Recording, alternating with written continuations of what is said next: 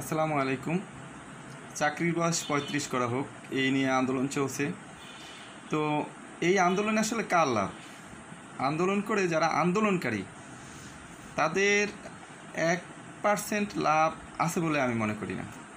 কারণ যদি চাকরির বয়স ৩৫ বছর করা হয়, তাহলে এই যে প্রতিযোগিতায়, অর্থাৎ যারা এই আন্দোলন করছে ৩০ বছর কমপ্লিট হওয়ার পরেও যারা এখনও পর্যন্ত কোনো একটা চাকরিতে অংশগ্রহণ করতে পারে না অথবা কোনো চাকরিতে ঢুকতে পারে নাই, তারা পরবর্তীতে ৩৫ বছর করলে পরে যে তারা চাকরি পাবে বা মেধার প্রতিযোগিতায় তারা এগিয়ে যাবে, এটা আমি মনে করি না।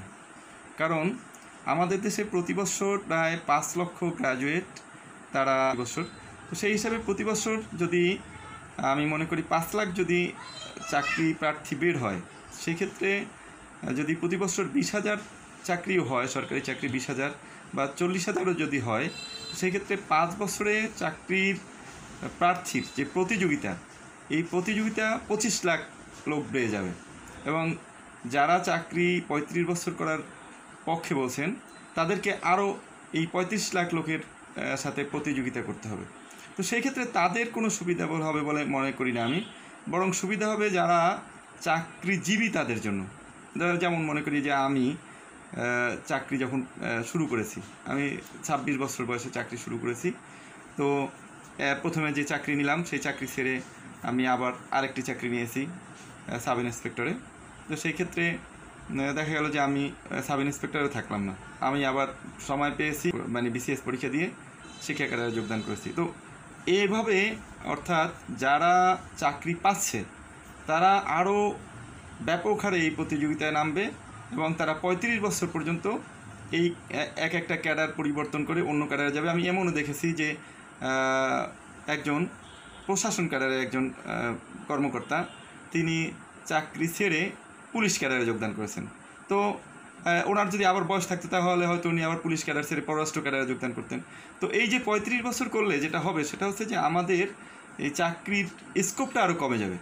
যারা মেধাবী, যারা চাকরি করে, তারা আরও বিভিন্ন ধরনের চাকরিতে, মানে একটা চাকরি ছেড়ে আরেকটা চাকরিতে যাবে, আরেকটা চাকরি থেকে আরেকটা চাকরিতে যাবে। তো ইমিডিয়েটলি যারা গ্র্যাজুয়েশন করে সবেমাত্র পরীক্ষায় অংশগ্রহণ করবে, তারা পিছিয়ে পড়বে এবং এতে আমাদের যারা মানে আমাদের যে আপকামিং জেনারেশন, তারা ক্ষতিগ্রস্ত হবে। তার মানে যে গ্র্যাজুয়েশন করেছে সে ২৫ বছর বয়সে একজন ৩৫ বছরের অভিজ্ঞ মানে মেধাবী স্টুডেন্ট যার কিনা চাকরি আছে, তার সাথে প্রতিযোগিতা করতে হবে এবং সেই ক্ষেত্রে ভাইভাই একটা বিশাল পার্থক্য হবে। কারণ যার চাকরি নেই আর যার চাকরি আছে, এই দুইজনের মধ্যে ভাইভা পরীক্ষার ক্ষেত্রে বেশ কনফিডেন্টের ব্যাপক পার্থক্য থাকে। অর্থাৎ যিনি চাকরি রয়েছেন তার কনফিডেন্স লেভেল অনেক উপরে থাকে, আর যার চাকরি নেই তার ভিতরে ভয় থাকে এবং ভাইভাতে তিনি তেমন ভালো করতে পারেন না।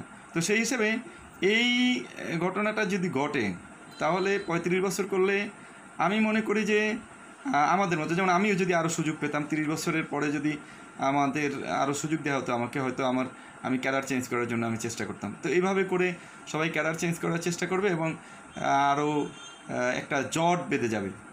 বরং এই যে সমস্যা, এই সমস্যার সমাধান এছাড়াও আরও যে সমস্যা রয়েছে, সেটা হচ্ছে যে আমাদের স্টুডেন্টরা এখন গ্র্যাজুয়েশন করে ২৫, ২৬ বা ২৭ বছর গ্র্যাজুয়েশন করে ৩ বছর পর্যন্ত তারা বিভিন্ন ধরনের ইতিহাস বই, তো বিভিন্ন ধরনের গাইড বই পড়তে পড়তে ৩০ বছর পর্যন্ত তারা কাটিয়ে দেয়। এর মধ্যে তারা কোনো প্রোডাক্টিভ কাজে অংশগ্রহণ করে না। তো এই যে ৩ বছর আনপ্রোডাক্টিভ থাকা, এটা বেড়ে গিয়ে ৮ বছর হবে। অর্থাৎ এই যারা শিক্ষার্থী রয়েছে, যারা চাকরি প্রত্যাশী রয়েছে, তারা ৩০ বছরে চাকরি পেল না, ৩৫ বছর পর্যন্ত অপেক্ষা করবে। এমনকি এই ক্ষেত্রে তাদের বিয়ে শাদী এবং একটা মানে সিদ্ধান্ত ঝুলে থাকবে। অর্থাৎ ৩৫ বছরের আগে তারা না করবে বিয়ে, না বেসরকারি কোনো চাকরিতে ঢুকবে এবং একটা মানে অলস জাতি তৈরি হবে। তো সেই ক্ষেত্রে যদি চাকরির বয়স ৩৫ করা হয়, তো তাতে দেখা যাবে যে আমাদের এই সমস্যা না কমে, বরং সমস্যা বৃদ্ধি পাবে। এখনও আমাদের দেশে প্রায় ৩.৫ লাখের মতো সরকারি চাকরির কোটা শূন্য রয়েছে। এই কোটাগুলো যেন দ্রুত গতিতে নিয়োগ দেওয়া হয় এবং স্বচ্ছতা এবং মেধার ভিত্তিতে নিয়োগ দেয়, এই বিষয়ে যদি আন্দোলন করা হয় আমি মনে করি সেটা যৌক্তিক হবে। 35 বছর করে এই কোটাগুলোকে মানে শূন্য রেখে রেখে যদি আমরা আজীবন আন্দোলন করি তারপরেও এর কোনো সমাধান হবে না, বরং এটাই উচিত হবে যে আমাদের দেশে যে পরিমাণে সরকারি চাকরিতে কোটা শূন্য রয়েছে সেই কোটা শূন্যগুলোতে যদি দ্রুত নিয়োগের ব্যবস্থা করা হয় তাহলে আমি মনে করি যে অনেক বেকারত্ব দূরীকরণ হবে। এবং যারা 30 বছর পর্যন্ত অপেক্ষা না করে, আমি মনে করি একটা দিনও মানে গ্র্যাজুয়েশনের পরে একদিনও বেকার না থেকে দেশের সরকারি হোক বেসরকারি খাতে হোক যে কোনো খাতে নিজেকে নিয়োগ করা, আত্মকর্মসংস্থান তৈরি করা, এভাবে করলেই তাহলে আমাদের এই সমস্যার সমাধান হতে পারে। 35 বছর বা 40 বছর বা 50 বছর মানে চাকরিতে প্রবেশের বয়স করে আমি মনে করি এই সমস্যার সমাধান হবে। তাতে বরং আমাদের যেই জাতি, এই জাতি বরং একটা অলস জাতিতে পরিণত হবে। শিক্ষার্থীরা তারা গ্র্যাজুয়েশন কমপ্লিট করে তারা একটা অসম প্রতিযোগিতা, একটা মানে এমন একটা প্রতিযোগিতা অবতীর্ণ হবে যেটা হবে হচ্ছে তাদের জন্য আনপ্রোডাক্টিভ। তো সেই ক্ষেত্রে সকলেই দেশের উন্নয়নের জন্য মূলত যদি এই আন্দোলন করা যায় যে আমাদের যে সরকারি চাকরির শূন্যপদগুলো আছে সেগুলো দ্রুত গতিতে নিয়োগ দেওয়ার ব্যবস্থা করতে হবে, এবং যাতে করে এই যে এক চাকরি থেকে আরেক চাকরিতে স্থানান্তরের ক্ষেত্রে যেন যেই লোক স্থানান্তর হবে তার মেধায়, অর্থাৎ তার যেই পরীক্ষায় সে ওই চাকরিতে প্রবেশ করেছিল সেইখানে একটি প্যানেল তৈরি করে প্যানেলের মাধ্যমে পরবর্তী যেন তার ওই পদে যেন ওই মেধা থেকেই, ওই বছরের মেধা থেকেই তার পরবর্তী জন চাকরি পায়। এই ব্যবস্থা করলে তাহলে আমার মনে হয় যে এই সমস্যার সমাধান হতে পারে। ধন্যবাদ।